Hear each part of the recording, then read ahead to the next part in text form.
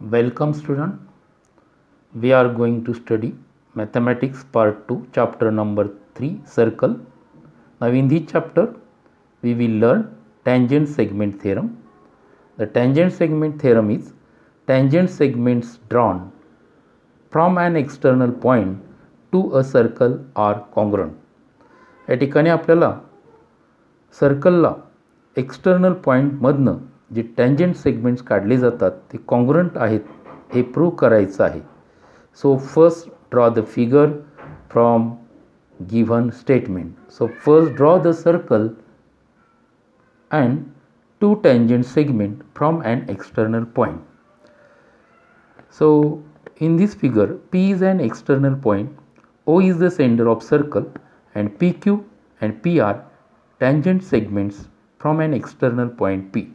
So write given from the figure a circle with center O, lines PQ and PR are tangent to the circle at points Q and R respectively. Now we have to prove that this tangent segment PQ and P are congruent. So write to prove segment PQ is congruent to segment PR. आता हे prove करण्यासाठी या ठिकाणी construction करावी लागेल पहा. So draw segment OP,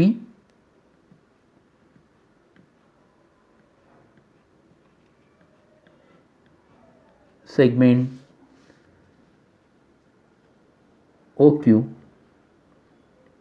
and segment OR.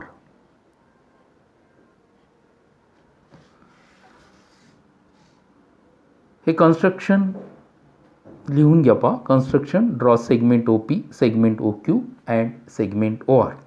आता construction केल्यामुळं या ठिकाणी दोन ट्रायंगल्स तयार झालेले आहेत.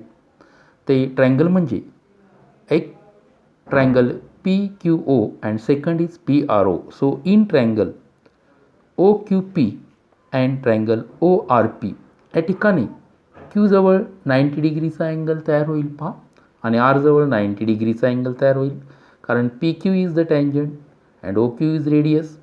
So tangent is perpendicular to radius at point of contact. In second triangle PR is the tangent, OR is radius. Therefore angle ORP is 90 degree, tangent is perpendicular to radius at point of contact. So in angle angle OQP is equal to angle ORP is equal to 90 degree because tangent theorem.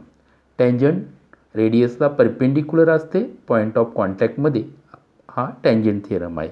So write the reason tangent theorem. आता या ठिकाणी हे right angle triangle असल्यामुळं OP हा hypotenuse आहे. The side opposite to 90 degree. हा जो hypotenuse आहे तो दोन्ही ट्रायंगलमध्ये कॉमन आहे, त्यामुळे तो दोन्ही ट्रायंगलमध्ये कॉन्ग्रुएंट येणार आहे. So right hypotenuse OP is congruent to hypotenuse OP because common side. Also this radius OQ and radius OR are congruent because the radii of the same circle. So write side OQ is congruent to side OR. Write the reason radii of the same circle. आता तीन जे elements आहेत ट्रायंगलचे ते congruent झालेले आहेत, त्यामुळं ते दोन ट्रायंगल कॉन्ग्रुएंट होतील. Therefore triangle OQP is congruent to triangle ORP. हा थेरम जो आहे तो हायपोटेनियस साईड टेस्ट किंवा हायपोटेनियस साईड थेरम. दोन ट्रायंगल कॉन्ग्रुएंट झाले की त्याचे रिमेनिंग पार्ट हे कॉन्ग्रुएंट होतात. आपल्याला या ठिकाणी प्रूव्ह करायचं आहे segment PQ segment is congruent to segment PR. या दोन ट्रायंगलच्या त्या कॉन्ग्रुएंट साईड आहेत, त्यामुळं देअरफॉर या दोन ट्रायंगलच्या त्या करस्पॉन्डिंग साईड आहेत, त्या कॉन्ग्रुएंट होतील. Therefore segment PQ is congruent to segment PR आणि रिझन देता येईल corresponding side of congruent triangle. हे शॉर्टमध्ये असं आपल्याला रिझन देता येईल. म्हणजे त्या ठिकाणी हे P या एक्सटर्नल पॉईंटमधनं जे दोन टँजंट सेगमेंट्स काढले होते ते कॉन्ग्रुएंट येतात. या थेरमला टँजंट सेगमेंट थेरम असं म्हणतात. Now let us start practice set 3.1. In practice set 3.1, the question number 1 is, in the adjoining figure, the radius of a circle with center C is 6 cm. Line AB is a tangent at A. Answer the following questions. या फिगरवरनं आपल्याला काही questions दिलेले आहेत, ते solve करायचे आहेत. आता याच्यामध्ये आपल्याला इन्फॉर्मेशनमध्ये दिलेलं आहे पहा, radius of a circle with centre C is 6 cm and line A B is a tangent. आणि first question is what is the measure of angle C A B. हा अँगल सी ए बी किती आहे तो find करायचा आहे. So first draw segment CA.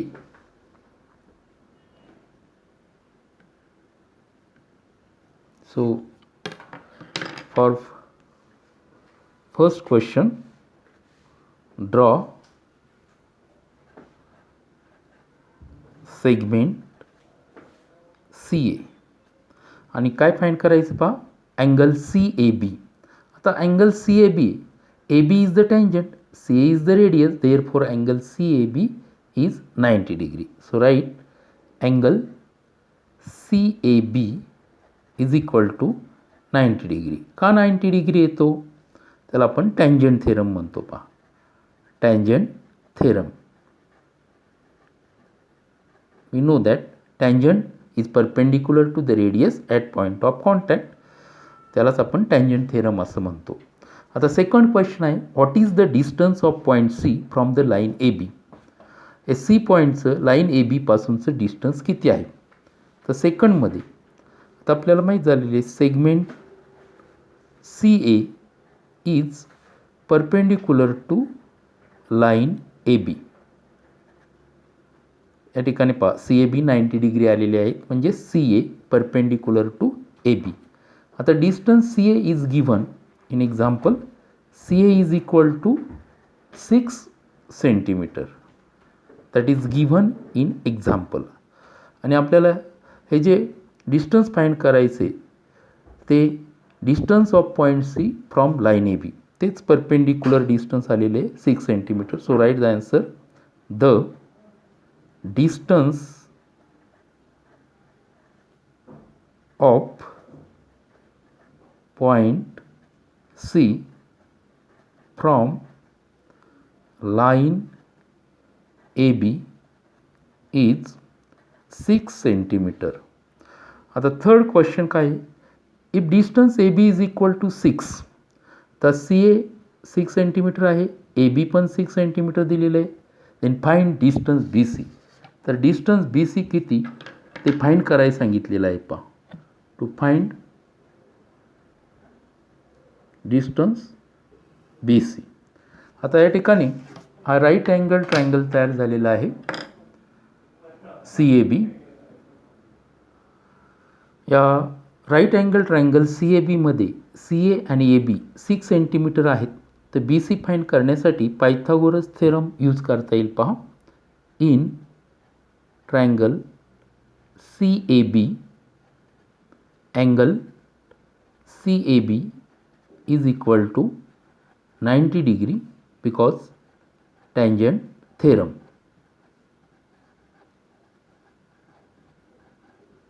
ए B tangent आहे, C A radius आहे, त्यामुळे या ठिकाणी 90 डिग्रीचा अँगल तयार झालेला आहे. Now use the Pythagoras theorem, then we get B C is the hypotenuse, B C square and remaining two sides are C A square plus A B square. This is Pythagoras theorem.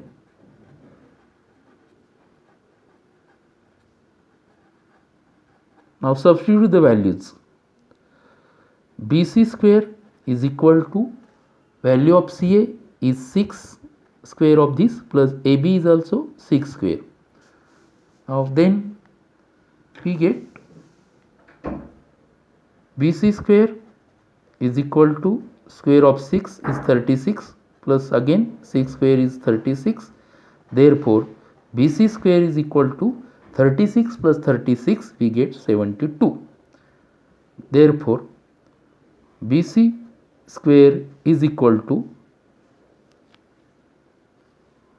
72, means 36 into 2. Now take the square root, then we get BC is equal to square root of 36 is 6 and 2 is in square root. So length काय questions विचारला होता पहा या ठिकाणी. The second question, find the distance BC. So we get distance BC is equal to 6 root 2 centimeter. Now fourth one is, what is the measure of angle BAC? Measure of angle ABC. ABC B चं measure find करायचे पहा. याच्यामध्ये आपल्याला हे B चं measure find करण्यासाठी in triangle ABC दोन sides equal आहेत पहा. AB is equal to AC because each 6 centimeter. दोन साइड जर इक्वल असतील तर त्याचे अपोजिट अँगल सेम येतात. मग अपोजिट अँगल म्हणजेच B आणि C हे अपोजिट अँगल सेम येतील. Therefore angle ABC is equal to angle ACB. या दोन साइड कॉन्ग्रुएंट आहेत, त्यामुळे त्यांच्या अपोजिट हे दोन अँगल कॉन्ग्रुएंट येतील. Because angles opposite to